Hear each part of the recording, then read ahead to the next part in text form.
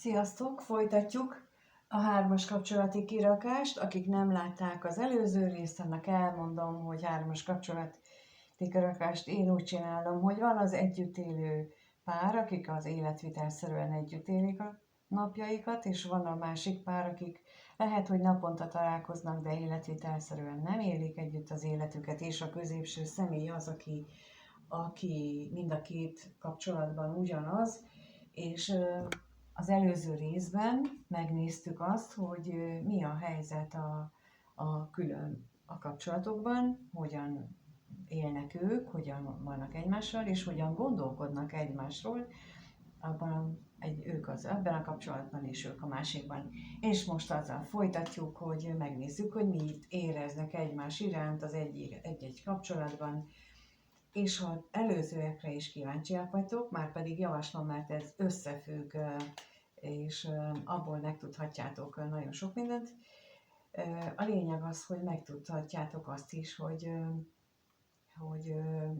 milyen gondolatokkal vannak egymással, és majd most itt kiderül, hogy az érzésekben ez hogyan játszik bele, tehát ezért célszerű az előzőt is megnézni, és talán így még éppen emészthető hosszúságúak a videók, és talán így még éppen elfogadható, befogadható az a információ, ami jön. No, akkor megnézzük, hogy az együtt élő kapcsolatban lévők hogyan éreznek egymás iránt, kettőt kérnék szépen, és először a társ hogyan érez a középső személy iránt, milyen érzései vannak, és a középső személy a társa iránt. No, hát az egyik igyekszik már nem közösen élni vele, tehát hogy a közös programjaikat azt igyekszik külön, mindinkább külön elkülöníteni. Tehát, hogy a lehető legkevesebb legyen, amikor nekik egymással érintkezni kell. Na nézzük akkor itt a tolvajt, hogy mi az itt.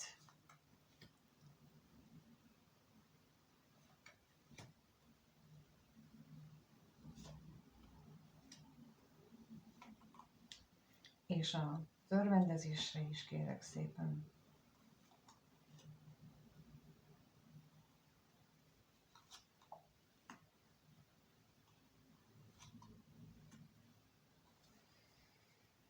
Itt bár próbál eltávolodni, és lehetőleg minimalizálni azt, hogy ők mennyit érintkezzenek egymással, ugyanakkor az is látszik, hogy van benne egy kitartó félelem attól, hogy egyedül marad, van benne egy kitartó félelem attól, hogy ő mihez kezdene,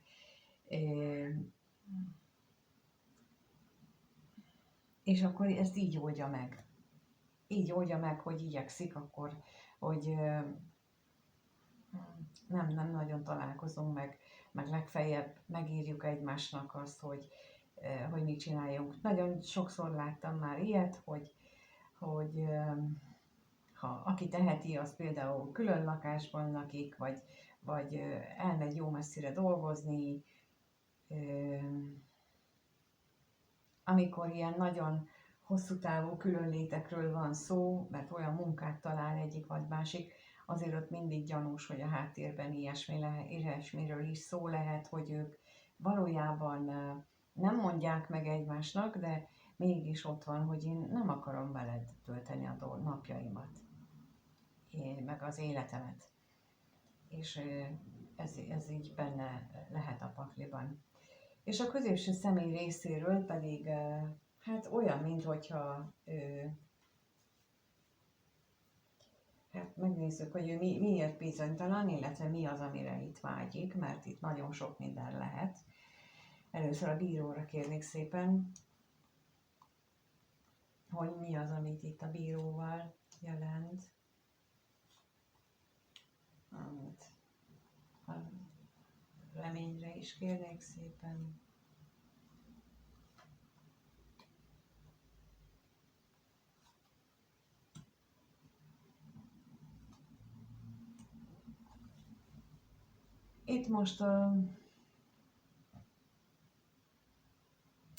Itt most az érzésekben ezt a megalkuvást érzem. A megalkuvást az, amit ott az előbb is látszott, hogy ő lehet, hogy itt maradna. Azért, mert ezt ő megszokta. És lehet, hogy ez sok szempontból nem annyira jó neki ez a kapcsolat, de mégis van benne valamiféle szeretet. És mielőtt itt bárki ítélkezne, azért azt elmondom, ugye ott az előbb lehetett látni, hogy a társ részéről ő egyfajta revansot akar. És itt, ha ilyen érzés felmerül, akkor biztos, hogy ott van kettejük között a szeretet is. Az elején biztos, hogy volt közöttük tényleges szeretet is, ami aztán az idők folyamán mindenkinél másképp alakult, de úgy látom, hogy itt a középső személynél még most is ott van benne. És ő valahol várja is ezt. Ez például olyankor tud előfordulni, hogyha itt a középső személy nagyon erőteljes vízjeggyel megáldott valaki, aki mindenkit szeret, bár nem tudja ezt a szeretetet megnyilvánítani a hétköznapokban, bár ennek ellenére, hogy én szeretek valakit, mégis tudok neki fájdalmat okozni, nem azért, mert azt akarom, hogy fájjon neki, hanem azért, mert nagyon nem vagyunk egymáshoz valók, de így kell a karma rendezés szempontjából együtt élnünk. És emiatt lehet itt az, hogy ő benne itt a szeretetnek a feléledése, vagy pedig itt más esetekben a harmadik kapcsolatnak a fenntartása, mint szeretetenergia pótlék, az jelenik meg, és akkor így ezt itt nem kell mindent elveszítenie, amit itt nem kap meg, de az a lényeg, hogy itt egymás irányában enyhén szólva is elég minimális a tiszta érzés, ami látható.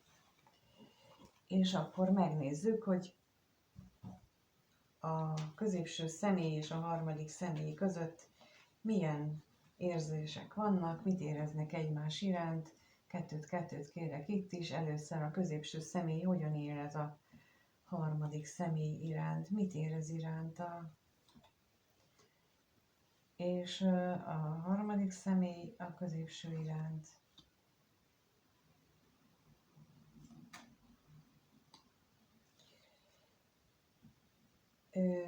Itt kérjük szépen a kevés pénzre.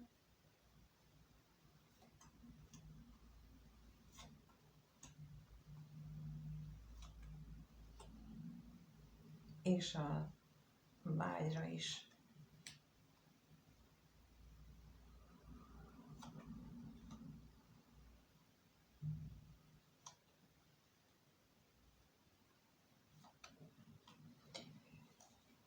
És itt azt lehet látni, hogy itt azért a harmadik személy iránt mérhetetlen vágyat él meg, olyannyira, hogy hát teljesen bele tud betegedni ennek a hiányába, már pedig ugye látszik, hogy ez azoknak szól, akik nem túl gyakran találkoznak, biztos, hogy nem annyit, amennyit szeretnének,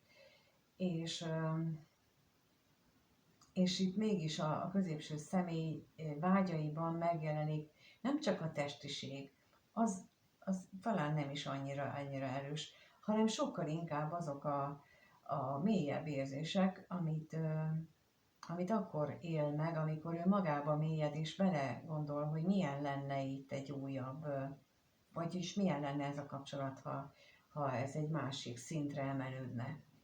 És ennek nagyon sok esetben ez a vágy, a benne lévő vágyakozása a mozgatórugója, de ezt a vágyat most ne szimplán tényleg a testi vágyra értsétek, hanem ez így mindenféle vágy, terv, amit így az ember valaha kigondolt magába, hogy ő mire vágyik. És ez nem mond ellent annak, amit az előbb a másik kapcsolatban láttam, mert pontosan ott is azt mondtam, hogy az ilyen vízjegyű személyek, ők mindenkit szeretnek, sőt, vannak olyan emberek, akik például most a hét eseménye volt, hogy meghalt Vojt Ági és a Bodrogi Gyulával való házasságát, hát sosem bontották fel. 40 éve külön élnek, de sosem bontották fel a házasságot, és ők megmaradtak továbbra is jó kapcsolatban. És ők valamilyen módon szeretik egymást. Na most arra akarok visszautalni, hogy az előbb megjelent itt a középső személyben, hogy a másik társához is érzések fűzik. Na most a Bodrogi Gyulát is fűzték érzések a Vojt Ágihoz, attól függetlenül, hogy külön éltek. Sőt, ugye Törőcsik Mari is a felesége volt, a Bodrogi Gyulának, először ő volt a felesége, és ahhoz is fűzték, amíg élt, élete végéig fűzték érzések. És a kettő nem zárja ki egymást, hogy ezt is szeretem, meg azt is szeretem, csak be kell látni, hogy az idő az kapcsolat felett eljárt. Amiért ők egymáshoz kerültek, azt megtették, és utána, ha még továbbra is gyűlik egymást, akkor újabb karmákat hoznak létre, és akkor ezt az előző részben beszéltem erről sokat, úgyhogy ezt most nem szeretném megismételni. Megnézhetitek, érdemes, értékes információk vannak ott is. Na és akkor itt megnézzük, hogy a harmadik személynek milyen akadályok vannak az ő érzéseiben, illetve ami a fejében megfogalmazódik. Lássuk itt a gondolatra.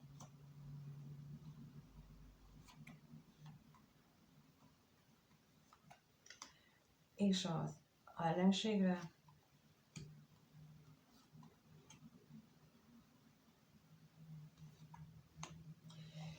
Ő pedig azzal küzd, most itt a harmadik személy azzal az érzéssel küzd, hogy ő mindig csak harmadik.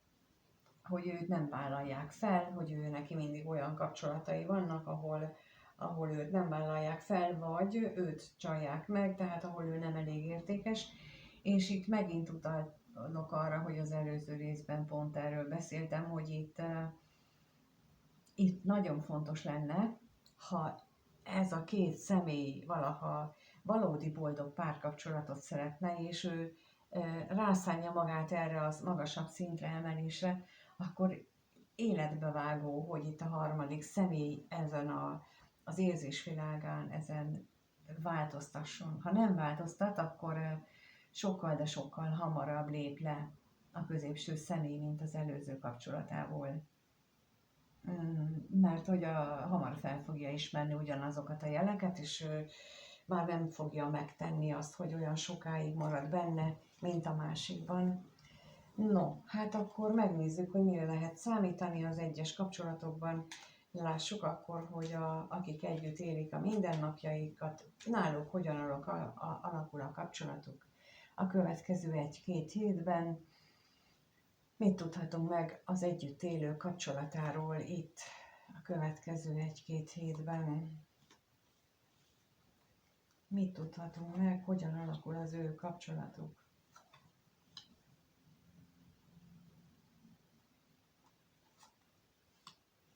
No hát, tovább nő a szakadék kettejük között, tovább nő az eltávolodás, a kapcsolat elszegényedése, a veszekedések, a viták, mindkét fél borzasztóan érzi magát. És akkor nézzük azt, hogy itt a Katona 10-ről mit tudhatunk meg.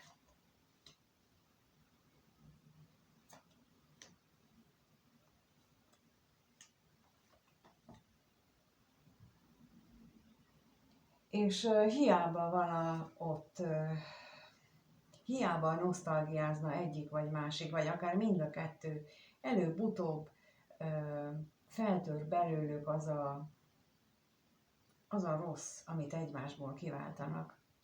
És most az jutott eszembe, hogy láttam már olyat, hogy ugye beszéltem többször már arról, hogy a tudatszintjünk, a rezgés szintünk határozza meg, hogy milyen életet élünk.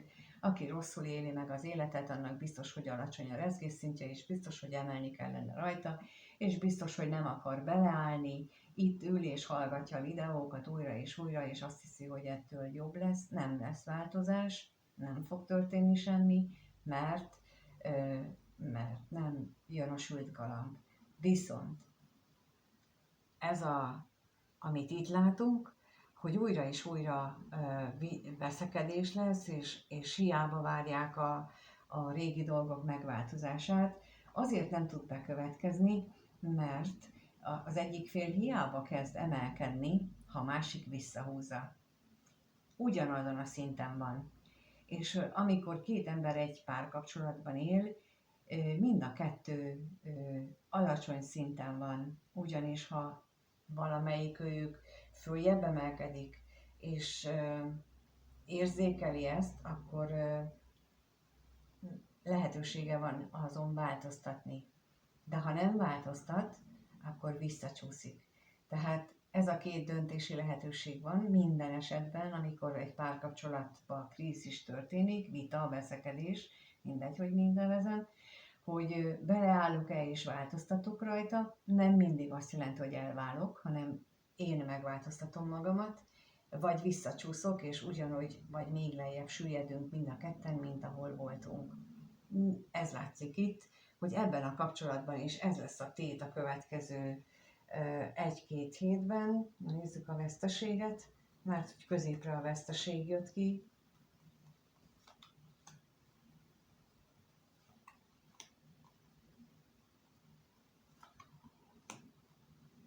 És lehet választani azt, hogy ragaszkodom a veszteséget okozó döntéseimhez, vagy választhatom az érzéseimet, de azt is választhatom, hogy a hátat fordítok az érzéseimnek, és nem törődöm annak a belső hangnak, nem foglalkozok azzal a belső hanggal, ami mondja nekem a megoldást, hanem én felülbírálom. Erre szoktam mondani, hogy lehet kérni a teremtőt, hogy segítsen, de ha mi nem vagyunk hajlandók meghallgatni az ő közlését, mert mi úgy gondoljuk, hogy az hülyeség, akkor hogyan segítsen rajtunk? Segíteni csak akkor tudnak rajtunk, ha mi feltétel nélkül elfogadjuk az isteni segítséget.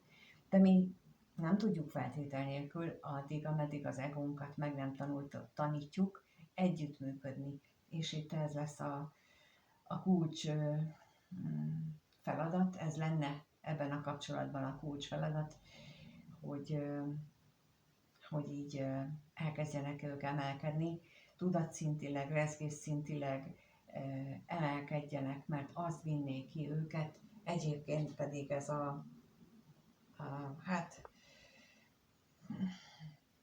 egyébként pedig a most támogató energiák lefelé fogják őket tolni egészen addig, ameddig valaki kettejük közül azt nem mondja, hogy elég volt, és én kiszállok ebből. Így vagy úgy, te ki fogsz szállni. És ezt értsétek úgy, ahogyan mondom, hogy így vagy úgy, de ki fogsz szállni. Minden ilyen esetben ez a választásunk van, és mindig mi választunk. Megnézzük a másik kapcsolat, hogyan alakul. Megnézzük a másikat, hogyan alakul. A következő 1-2 hétben nem jó abban a kapcsolatban az energia, nagyon rosszul érzem magam tőle, és így hallom, amit mondok, hogy ezt én nem szeretem, bocsánat, én magam sem, de nem tudok vele mit csinálni, mert húz magával az az energia. És annyira segítenék, vagy annyira érzékelem azt, hogy csak kicsit kellene ott változtatni, és nem hajlandók, és ez engem nagyon is rosszul érint. Miközben itt azt látjuk, hogy itt azért nem olyan negatív az energia, de itt is a múltnak, a nosztalgikus érzések vannak, és nem előremutatók. Na nézzük már meg ezt az örvendezést, hogy ez mit mond. Mitől örvendeznének ők ennyire?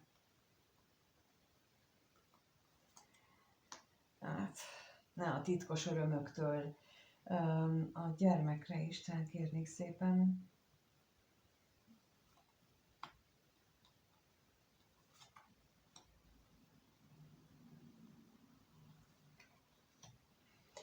Azért is kértem rá, hát ha jön valami jó, mert hogy ugye azt kérdeztem, hogy mitől örvendeznek itt ezek a következő időszakban. Hát a titkos örömök azok, amelyek nekik örömöt és boldogságot adnak, de azok nem hosszú távúak.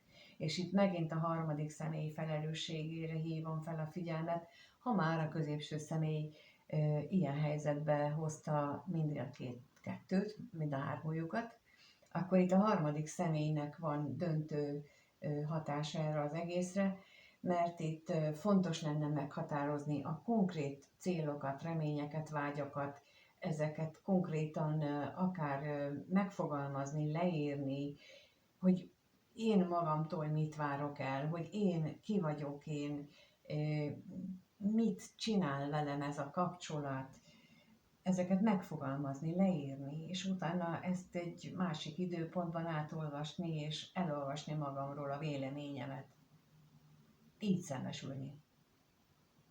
És akkor ez megint egy olyan gyakorlati tanács volt, ami nagyon is hasznos lehet, hogyha megcsináljuk becsülettel, és remélem, hogy tudok ezzel segíteni, és köszönöm, hogy itt vagytok, és megnézitek így ezeket a videókat, és mint mondtam, az előző videóban is van sok minden, ott is részletezek dolgokat, hogy mit lehet még tenni a másik oldalon, azt a teljes egészében a másikban, és a harmadik személynek is tartalmaz a másik videó olyan megoldható feladatokat, amelyek biztosan előmozdítják ezt vagy egy másik lehetséges kapcsolatát, és ha nem, akkor akik idősebbek, mert ugye látom, hogy sokan vannak idősebb korosztályból is, ők még azért élnek, hogy rendezzék a soraikat, rendezzék az életfeladatukat, és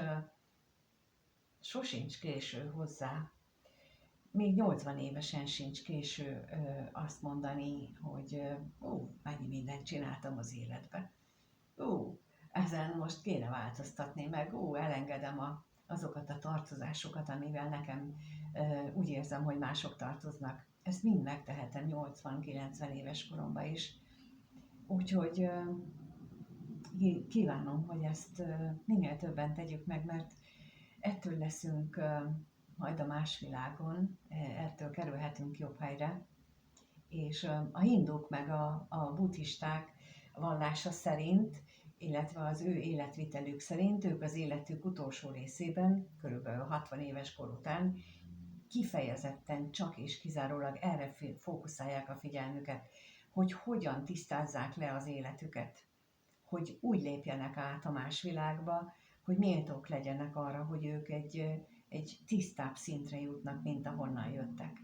Ezt jó lenne, hogyha itt mi is megértenénk végre a nyugati kereszténységben, ahol nem mondják el, hogy a keletiek is pont ugyanígy hisznek, mint mi. Ők mondjuk nem tudják, vagy nem hisznek a mennyországban, nem hisznek az Isten országában, de mi hiszünk. De egyébként a valóságunk az mind a kettőnké ugyanaz, és ugyanarra tartunk.